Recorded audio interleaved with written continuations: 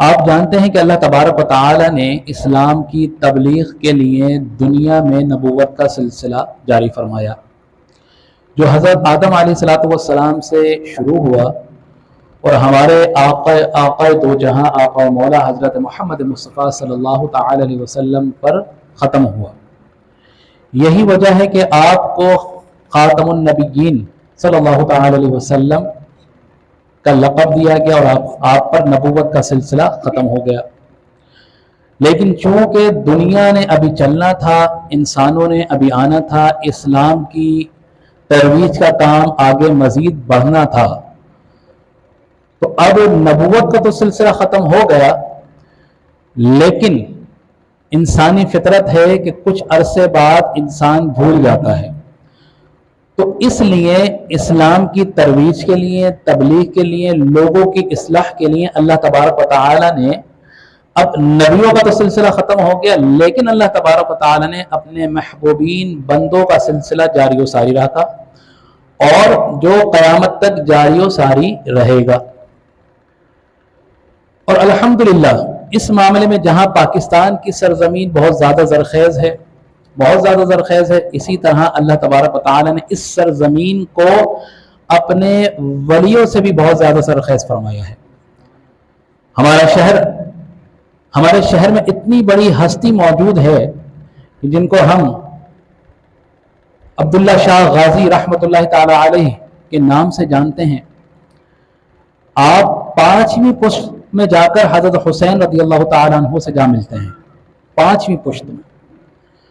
اور آپ سندھ میں کب تشریف لائے، کراچی میں کب آباد ہوئے، جب آپ یہ تاریخ سنیں گے تو آپ حیران ہوں گے کہ کراچی کی تاریخ، سندھ کی تاریخ کتنی پرانی ہے۔ تو تواریخ کی کتب میں آتا ہے تقریباً 132 ہجری کے آس پاس آپ یہاں تشریف لے آئے تھے، 132 ہجری، عبداللہ شاہ غازی، حضرت عبداللہ شاہ غازی رحمۃ اللہ تعالی علیہ۔ تو یہاں پر آ کر آپ نے کیا کیا؟ یہاں پر آ کر آپ نے اسلام کی تبلیغ فرمائی، غیر مسلموں کو اسلام کی دعوت دی، اسلام قبول فرمایا، بہت سے لوگ اسلام قبول فرما کر حلقہ اسلام میں داخل ہوئے۔ تو مسلسل تواتر کے ساتھ، چاہے وہ پاکستان ہو، چاہے وہ ہندوستان ہو اور کوئی ممالک ہو، تمام ممالک میں اللہ تبارک و تعالی نے اپنے برگزیدہ بندوں کو وہاں پر جو ہے معمور فرمایا۔ کیوں معمور فرمایا؟ تاکہ اللہ کی دین کی تعلیم دے سکیں، تبلیغ دے سکیں، اللہ کی وحدانیت کا بتا سکیں کہ اللہ وحدہ لا شریک ہے۔ کیوں؟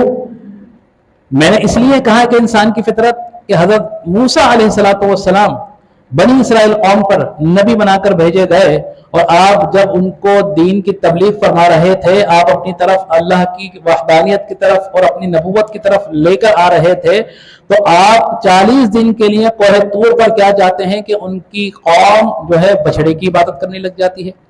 حالانکہ اس وقت بھی حضرت موسیٰ علیہ السلام کے بھائی حضرت ہارون علیہ السلام موجود تھے، لیکن اس کے باوجود چھوڑ کے گئے تھے حضرت ہارون علیہ السلام کو کہ آپ نے یہاں رکنا ہے، اور اس قوم کو، کیونکہ آپ جانتے تھے کہ یہ اپنے راستے سے ہٹ سکتی ہے، تو لہٰذا ان کو قابو کر کے رکھنا ہے۔ لیکن دیکھ لیجئے کہ وہ 40 دن نہیں گزرے اور وہ قوم جو ہے گائے کی پوجا کرنا، بچڑے کی پوجا کرنے میں لگ گئی۔ تو لہٰذا آپ تشریف لائے، آپ بہت زیادہ ناراض ہوئے اپنی قوم سے، اپنے بھائی پر۔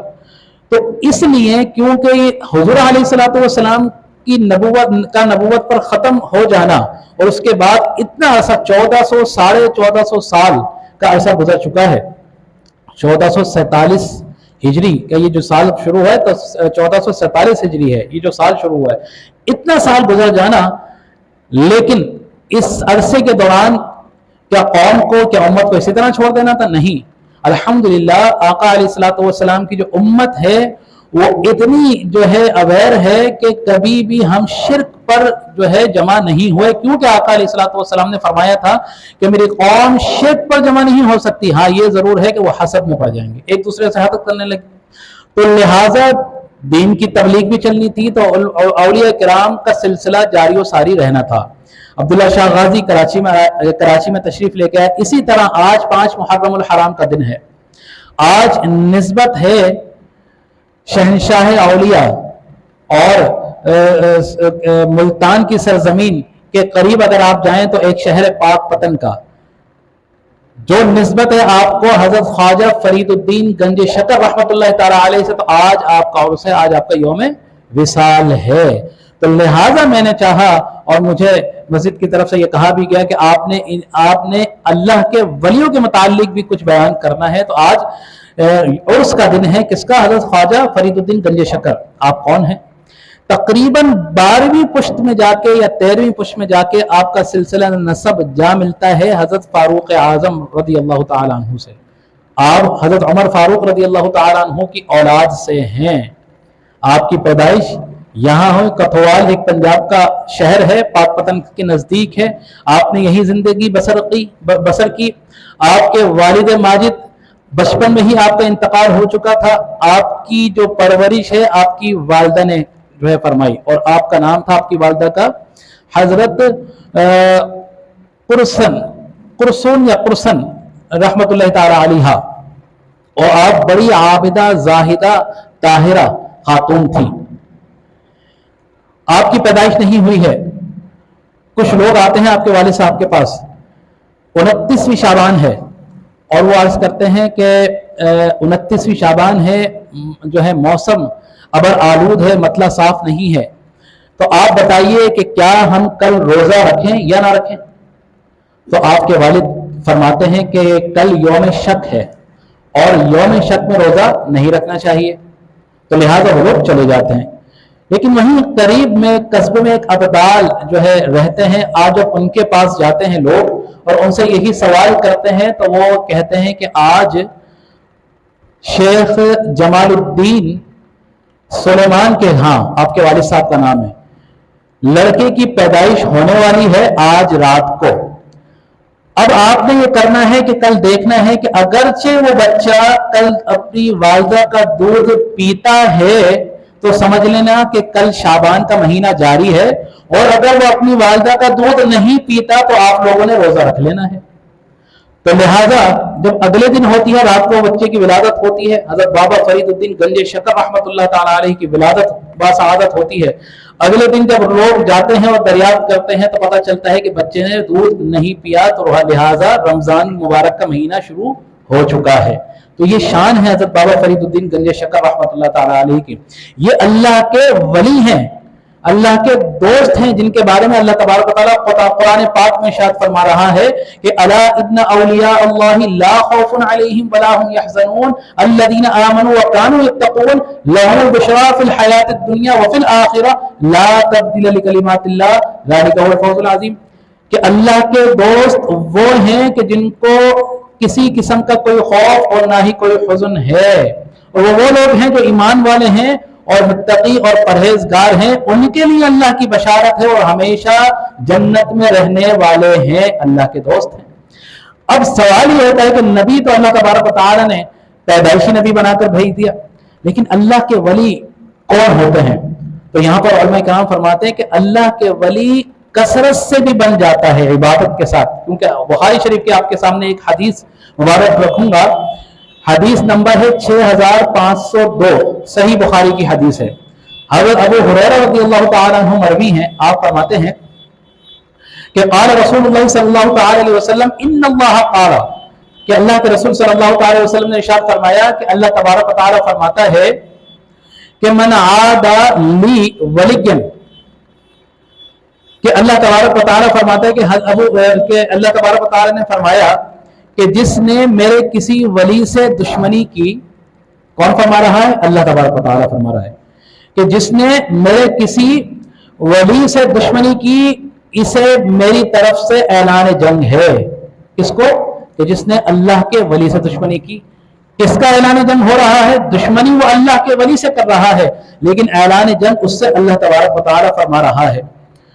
اور میرا بندہ جن عبادتوں سے میرا قرب حاصل کرتا ہے اور کوئی عبادت مجھ کو اس سے زیادہ پسند نہیں، وہ کون سی عبادت ہے؟ وہ عبادت ہے جو اللہ تبارک و تعالی نے کسی بھی مسلمان پر فرض کی ہے.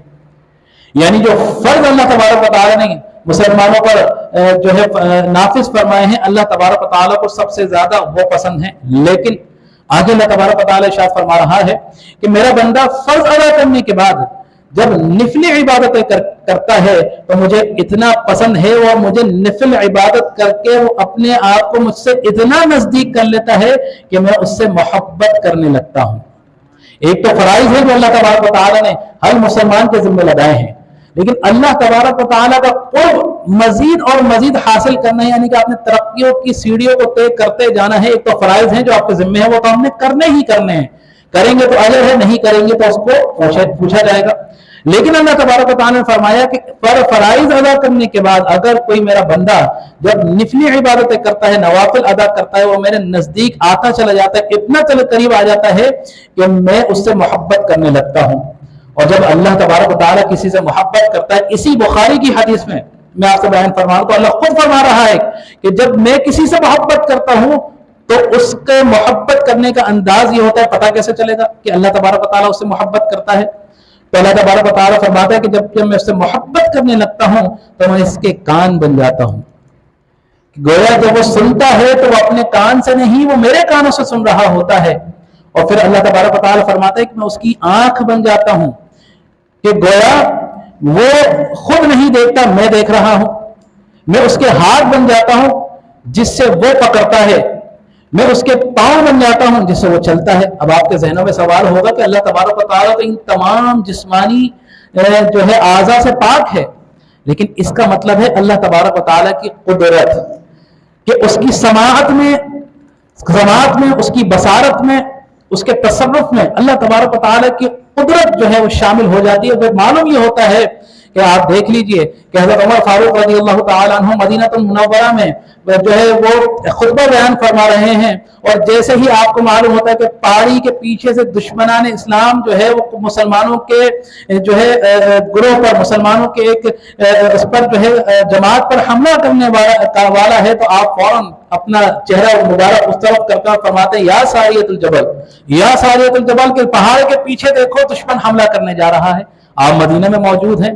معلوم کیا ہوا کہ جب اللہ تبارک و تعالیٰ جس سے محبت کرنے لگتا ہے تو اللہ تبارک و تعالیٰ اس کی جو ہے نگاہیں بن جاتا ہے۔ معلوم یہ ہوا کہ وہ اپنی دیکھ تو اپنی نگاہوں سے رہا ہوتا ہے، لیکن اللہ تبارک و تعالیٰ تمام پردوں کو ہٹا دیتا ہے۔ اس کی سماعت بن جاتا ہے کہ وہ پکارتا تو یہاں سے ہے، لیکن کئی جو ہے 1000 کلومیٹر جا کر اس کی سماعت لوگوں تک پہنچ جاتی ہے۔ یہی وجہ ہے کہ چونٹی آپ کے پاس اگر کوئی کیڑا گزر رہا ہے، آپ کو پتہ چلے گا کہ وہ بول رہا ہے نہیں بول رہا۔ آپ لاکھ کوشش کر لیں، کتنی بھی زیادہ جو ہے وہ کوشش کر لیں، آپ کو نہیں پتہ چلے گا کہ یہ بول رہا ہے نہیں بول رہا۔ لیکن قربان جائیے، قرآن ہی ہے، سورہ نمل پڑھ لیجیے۔ حضرت سلیمان علیہ السلام جا رہے ہیں، 3 میل دور چیونٹیاں آپس میں باتیں کر رہی ہیں کہ سلیمان علیہ السلام کا قافلہ آ رہا ہے، راستے سے ہٹ جاؤ، کہیں ایسا نہ ہو کہ کہیں بے خیالی کے اندر تم ان کے قدموں کے نیچے کچلی جاؤ۔ اور جب حضرت سلیمان علیہ السلام یہ سنتے ہیں تو آپ مسکرا جاتے ہیں، اور مسکرانے کے بعد اللہ تبارک و تعالیٰ کا شکر ادا کرتے ہیں کہ اللہ تبارک و تعالیٰ نے مجھ پر کتنا کرم فرمایا ہے۔ یہ تو ایک نبی کی بات تھی۔